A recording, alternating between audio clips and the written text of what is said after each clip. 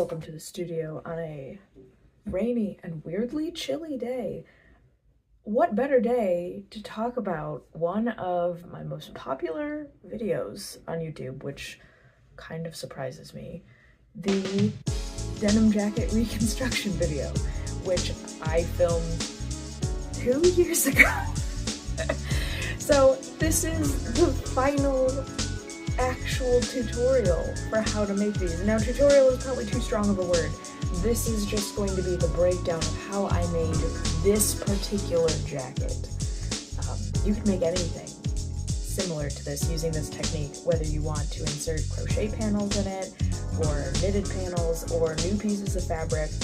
The deconstruction process is the same, and then it's just up to you to insert whatever you want into those empty holes in your beautiful but sad shredded jacket.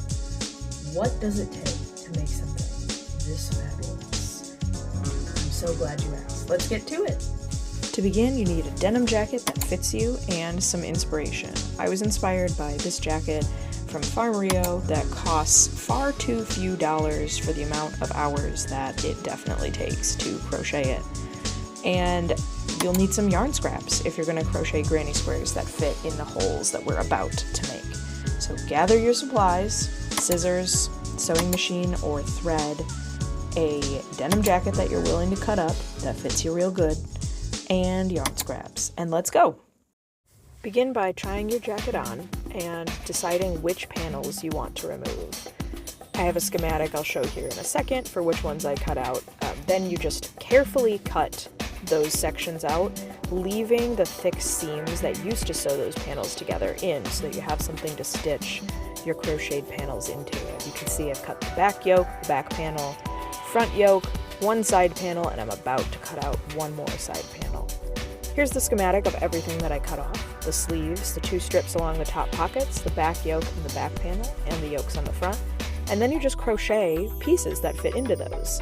I saved the strips that I cut out and used those to kind of match the crocheted pieces, making sure that there was, in some cases, a couple inches extra to go over.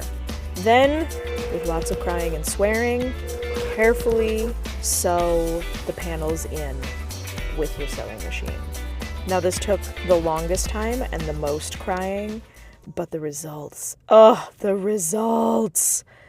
I did not plan out how I wanted each one to look. I just kind of went with the vibes. I knew I wanted some granny squares. I knew I wanted some iconic mountain stitch in there. That's that zigzaggy bit. But you can see the effect is stunning. I also did slip pockets on the side, which took me a lot of figuring out. I used the extra fabric from the sleeves to make those slip pockets, and the way I sewed them in also allowed for a big secret inside pocket. So you see here, you can actually shove your phone and stuff inside the jacket and have your chapstick and keys in the outside. There were some ugly bits where I had overhang, and I actually cut the crochet, like you could see there where I was showing off.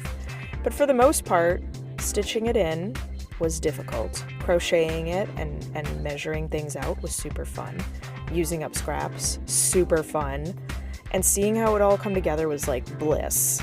For the sleeves, I did a blanket stitch around the armhole where I cut the sleeves off, and then I single crocheted all the way around, and then the next round I did single crochet, chain 1, skip a stitch, single crochet, and then on the following rounds, just the moss stitch, basically. I knit the cuffs, though. I did not crochet those.